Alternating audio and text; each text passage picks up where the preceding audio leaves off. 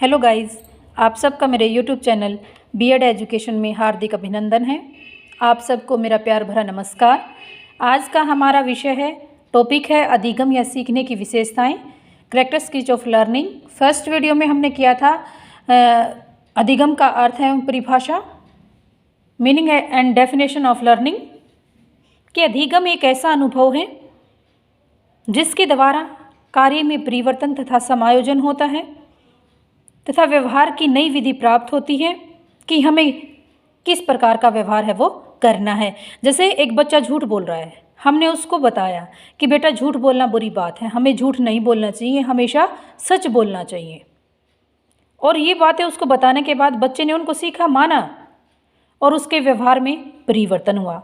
अब वो बच्चा है, हम उससे बात करते हैं, वो कभी झूठ नहीं बोलता है, तो क्या समझेंगे इससे कि सीखने से क्या हुआ, उसके व्यवहार में परिवर्तन हुआ। अधिगम की कुछ विशेषताएं हैं, जैसे अधिगम निरंतर चलने वाली प्रक्रिया है। Learning is a continuous process, यानी निरंतर चलने वाली प्रक्रिया है। यह जन्म से लेकर मृत्यु तक चलती रहती है, कभी भी न रुकने वाली प्रक्रिया का नाम ही अधिगम है। या हम ये कह सकते हैं कि व्यक्ति सोते जागते उठते बैठते हर पल हर क्षण वो एक नया अनुभव, एक नई सीख है वो प्राप्त करता है। जैसे फॉर एग्जाम्पल के लिए, आप बिल्कुल खाली आराम से आप बैठे हैं, तो आप खाली बैठे भी आप कुछ सीख रहे हैं, आप अनुभव कर रहे हैं कि वाह, मेरे आसपास कितनी शांति है, कितना सुकून है। ये हमारी लाइफ के लिए ज़रूरी है कि कभी हमें अपने जीवन को शांत वातावरण में बैठकर अपने जीवन का आनंद लेना चाहिए। यानी व्यक्ति है वो हर पल हर क्षण कुछ न कुछ सीखता रहता है। अधिगम को उत्पाद मानकर उसे प्रक्रिया माना जाता है। अधिगम को उत्पाद मानकर उसको प्रक्रिया माना जाता है, यानी अधिगम को प्रोडक्ट यानी उत्पाद न मानकर उसकी प्रक्रिया मानी जाती है। इस प्रक्रिया के दौरान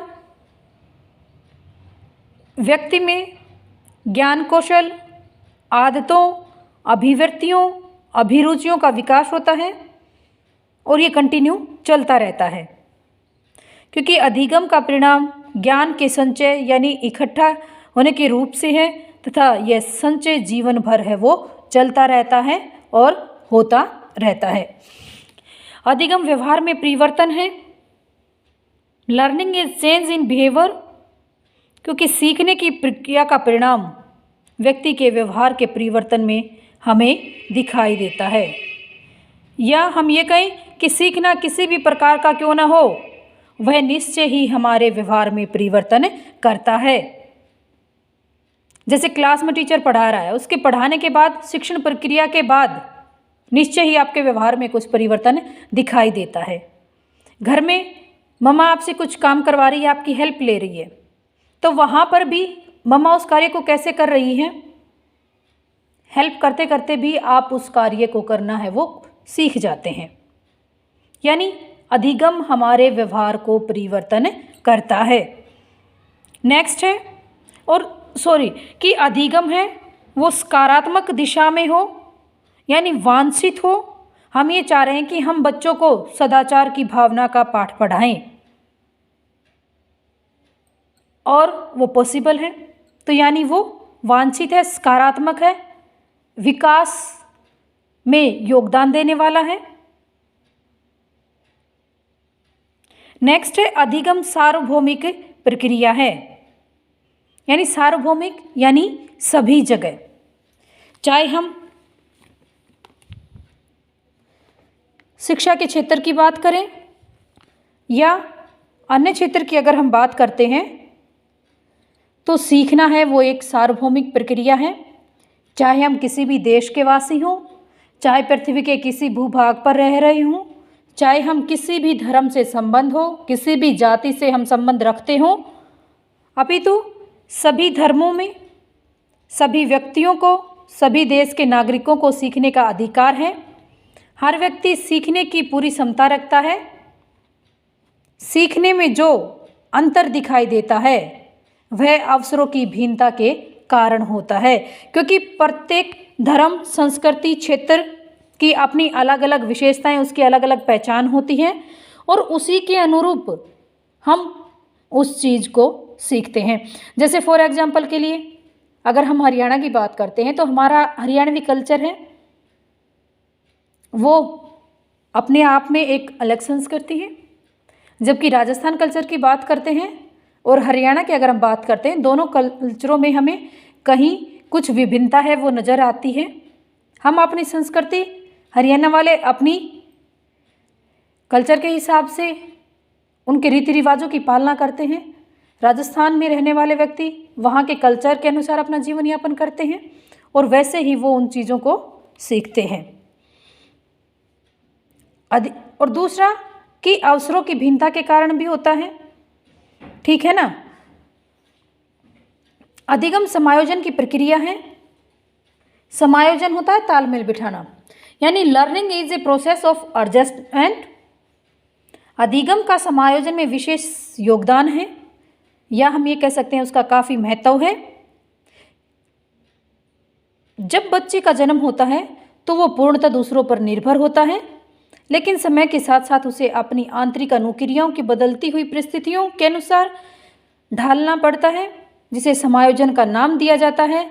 और समायोजन का प्रमुख आधार अधिगम होता है। कि कुछ ऐसी चीज़ें होती हैं कि कई बार कई चीज़ों के साथ हमें कॉम्प्रोमाइज़ करना पड़ता है, किसी के साथ हमें एडजस्टमेंट करनी पड़ती है, और ये सारी चीज़ें हमें अधिगम के माध्यम से सीखने को मिलती हैं। क्योंकि अधिगम है वो दो वस्तुओं के बीच में तालमेल बिठाने का कार्य करता है। अधिगम उद्देश्यपूर्ण व लक्ष्य केंद्रित है। अधिगम उद्देश्यपूर्ण एवं लक्ष्य केंद्रित है। लर्निंग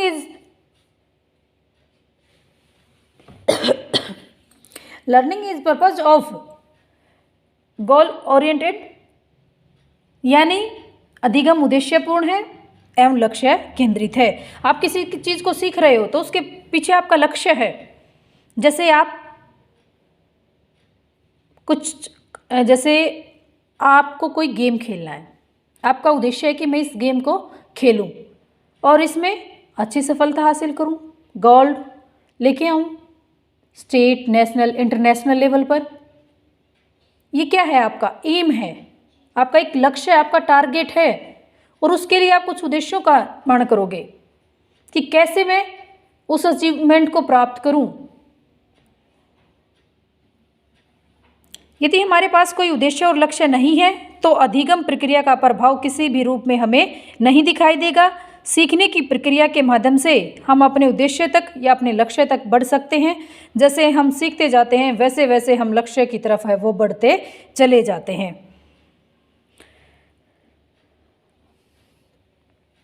नेक्स्ट है अधिगम विकास की प्रक्रिया है। Learning is a process of development, यानी अधिगम किसी भी दिशा में हो सकता है, चाहे वो शिक्षा के क्षेत्र में हो, चिकित्सा के क्षेत्र में हो, स्वास्थ्य के क्षेत्र में हो, सांस्कृतिक क्षेत्र में हो, नैतिक क्षेत्र हो, कि प्रत्येक क्षेत्र में अधिगम है वो समाहित है। यह वांछित और अवांछित होता है, यानी डिजायरेबल और अनडिजायरेबल। लेकिन हमारा संबंध जो होता है वो वांछित दिशा में हो रहे परिवर्तन से होता है। कि जैसे कि क्योंकि वांछित दिशा में जो विकास होता है उससे है, क्योंकि वो विकास को दर्शाता है। कोई बालक जैसे यदि चोरी करना या चोरी करता है या जेब काटता है तो भी अधिगम है। यानी कोई बालक चोरी करता है, कैसे चोरी करे कि सभी यहाँ बैठे हैं, कैसे मैं इस चीज़ को उठाऊं, उसके लिए भी उसने मेहनत की है, कुछ सीखा है कि कैसे मैं इस चीज़ को उठाऊं और कोई मुझे देख भी ना पाए। कि जेब कतरे होते हैं, किसी की जेब कट जाते हैं और पास खड़े रहते हैं और हमें पता ही नहीं चलता कि कब हमारी जेब है, वो पॉकेट है, वो कट गई, किसी ने चुरा ली, कि वहाँ पर अधिगम ने कुछ सीखा है कि कैसे किया जाए ये कार्य, लेकिन ये अवांछित है। इसको हमारे समाज में, हमारी सभ्यता में मान्यता है वो नहीं दी जाती, क्योंकि इसको हे की दृष्टि से, हीन भावना से देखा जाता है और हम अधिगम को विकास की दृष्टि से देखते हैं कि जो हमारे हित में हो और हमारे समाज के कल्याण के हित में हो। नेक्स्ट है अधिगम अनुभवों की नई व्यवस्था है, कि अधिगम के द्वारा हम कुछ सीखते हैं। अधिगम का मीन होता है सीखना, यानी हम कुछ सीखते हैं और हर रोज कुछ न कुछ सीखते रहते हैं और नए अनुभव हमारे जीवन में आते जाते हैं। सीखने, अधिगम सीखने का आधार है और नवीन अनुभव ग्रहण करने से है, क्योंकि हमारे नए अनुभव हमारे व्यवहार में परिवर्तन करते हैं। पुराने अनुभव के आधार पर नए नए अनुभव हमें प्राप्त होते हैं, क्योंकि ये नहीं है कि आप किसी कार्य को कर रहे हो और आज ही उसमें सफलता हासिल कर लो। नहीं, जरूरी नहीं है कि आप फर्स्ट टाइम ही सक्सेस हो, लेकिन फर्स्ट टाइम की हुई मेहनत आपको नेक्स्ट टाइम सफलता दिलाने में अपना अहम योगदान देती है, क्योंकि फर्स्ट जो आपने गलतियां की हैं उसमें इम्प्रूव करके, बदलाव करके, चेंज करके, उनको सुधार के आप निश्चय ही उपलब्धियों को हासिल कर सकते हैं। यानी किसी नवीन कार्य को करने में हमारे पुराने अनुभव हमें उस पथ पर चलने के लिए हमेशा मार्गदर्शित करते हैं। अधिगम क्रिया और वातावरण का परिणाम है। अधिगम क्रिया और वातावरण का परिणाम है, क्योंकि व्यक्ति जहाँ रह रहा है उसके आसपास जैसा वातावरण है, निश्चय ही वो वातावरण उस पर अपना प्रभाव डालता है और उससे बच्चा है वो बहुत कुछ सीखता है। जैसे अधिगम प्रक्रिया के लिए वातावरण के साथ अंतर्क्रियाकरण मूल रूप से अनिवार्य है।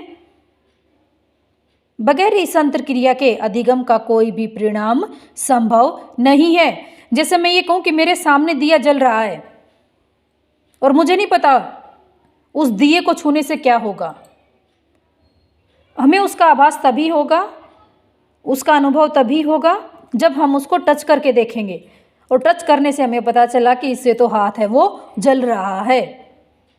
भविष्य में उसको ना छूने के लिए हम हैं वो तैयार रहते हैं कि हमें पता चल गया कि इसको छूने से क्या होता है। यानी जब तक आप किसी कार्य को नहीं करोगे, करके नहीं देखोगे, तब तक आप कुछ भी नहीं सीख पाओगे। इसलिए हमेशा क्रियाशील रहना चाहिए। और तो वातावरण के साथ जो बच्चों की अंतक्रिया है वो जितनी अधिक होगी वो उतना ही ज़्यादा अच्छा सीख पाएंगे, और यही अंतक्रिया बच्चों को अनुभव है वो प्रदान करती है। यही अंतर्क्रिया बच्चों में अनुभव प्रदान करती है। और अगर बच्चा क्रिया नहीं करता है, बिना किसी क्रिया व अंतर्क्रिया के अधिगम के कोई भी परिणाम है वो नहीं हो सकते। इसलिए हमें क्रियाएं हैं वो करते रहना चाहिए। नेक्स्ट है अधिगम शिक्षण उद्देश्यों की प्राप्त करने में सहायक है। अधिगम शिक्षण उद्देश्यों को प्राप्त करने में सहायक है। Learning help in achieving teaching learning objective, यानी शिक्षा अधिगम परिस्थितियों में अधिगम के भिन्न भिन्न उद्देश्य होते हैं और जिन्हें प्राप्त करने के लिए हम अधिगम प्रक्रिया का सहारा लेते हैं, तथा अधिगम प्रक्रिया को प्रभावी ज्ञान, सूझबूझ, रुचियाँ, कुशलता तथा दृष्टिकोणों का विकास किया जाता है और इन्हें अर्जित यानी हासिल करने के पश्चात ही व्यक्ति के व्यवहार में अपेक्षित परिवर्तन होता है। जैसा हम चाह रहे हैं वैसा परिवर्तन होता है। नेक्स्ट है अधिगम का स्थानांतरण होता है, कि अधिगम है वो व्यक्ति हर पल हर क्षण वो सीखता रहता है। आपने जैसे कल आपने चाय बनाई, उससे आपने सीखा कि वो मीठी ज़्यादा थी या कड़क ज़्यादा थी। आज आपने बनाई तो तो उसमें आपने थोड़ा चेंज किया तो वो कल से ज़्यादा अच्छी बनी। फिर आपने दोबारा उसको बनाया, वो उससे भी ज़्यादा अच्छी बन गई। तो क्या है कि अधिगम आपका पहला हुआ जो अनुभव है वो दूसरे में स्थानांतरित हो जाता है। नेक्स्ट है, अधिगम का संबंध व्यक्तिगत और सामाजिक आवश्यकताओं से है, क्योंकि सीखना वही सार्थक है जो हमारे व्यक्तित्व के लिए उपयोगी हो और हमारे समाज, हमारे देश यानी विश्व के कल्याण के हित में हो, वही अधिगम है। यानी मनुष्य की आवश्यकताओं को पूर्ति करने में हो, जैसे उसकी शारीरिक, मानसिक, सामाजिक, नैतिक, सांस्कृतिक या उसकी मूलभूत आवश्यकताओं को पूरा करने में सक्षम हो। नेक्स्ट है, अधिगम व्यक्तित्व के सर्वांगीण विकास में सहायक है। यानी अधिगम उसके संपूर्ण व्यक्तित्व का विकास करने में सहायक है, यानी सर्वांगीण, उसका ऑल डेवलपमेंट करने में, चाहे वो शारीरिक हो, मानसिक हो, सामाजिक हो, आध्यात्मिक हो, नैतिक, सांस्कृतिक, यानी प्रत्येक पक्ष का विकास करने में और संतुलित विकास करने में सहायक है। अधिगम अनुसंधान है।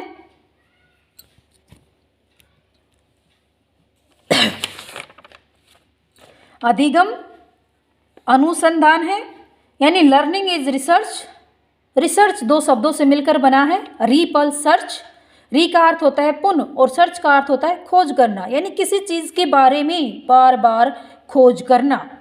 और अनुसंधान भी हमें एक प्रकार का अधिगम कहता है कि जब भी आप किसी विषय पर कोई रिसर्च कर रहे हो तो आप अनेक परीक्षणों का प्रयोग करते हो और उन परीक्षणों के आधार पर जो निष्कर्ष निकलते हैं वो एक नए ज्ञान की प्राप्ति में सहायक होते हैं, जिसे अधिगम यानी सीखना है वो कहते हैं।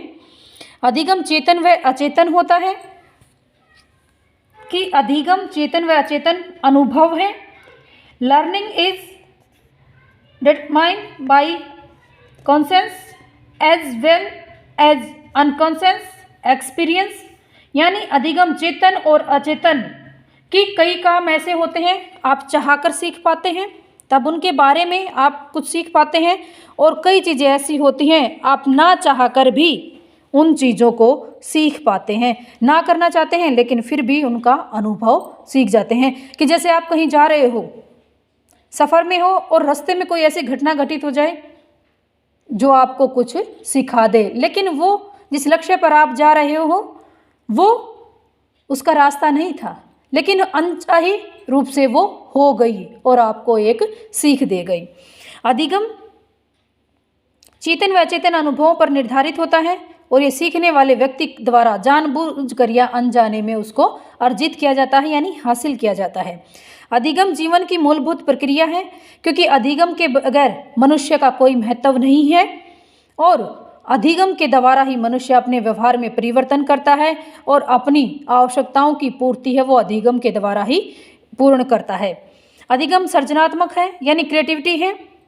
क्रिएटिविटी होता है किसी चीज़ का सर्जन करना। जैसे मान लीजिए आपके पास कोई वेस्ट मटेरियल पड़ा है और उसी से आपने उसको एक नया रूप दे दिया, तो वो क्या है, वहाँ पर क्रिएटिविटी है, वहाँ पर सृजनात्मकता है। यानी अधिगम भी एक प्रक्रिया है जो निरंतर चलती रहती है और सीखने वाला स्वयं सीखने की प्रक्रिया में भाग लेता है और तभी वह कुछ सीख पाता है। अधिगम सृजनात्मक माना जाता है क्योंकि अधिगम में चाहे हम पढ़ रहे हैं, किसी चीज़ को सीख रहे हैं, उसको सीखने का तरीका भी सृजनात्मक हो सकता है, किसी कार्य को करने का तरीका यानी क्रिएटिविटी से आप करते हैं। कि निष्कर्ष रूप से हम यही कह सकते हैं कि सीखना एक प्रक्रिया है। अधिगम द्वारा व्यक्ति का सर्वांगीण विकास होता है, यानी उसका ऑल डेवलपमेंट होता है, जिसके द्वारा अनुभव एवं प्रशिक्षण के द्वारा हमारे व्यवहार में परिवर्तन होता है। Thank you guys. प्लीज़ मेरे चैनल को लाइक करना, शेयर करना, सब्सक्राइब करना व अच्छे अच्छे कमेंट करना। Thank you.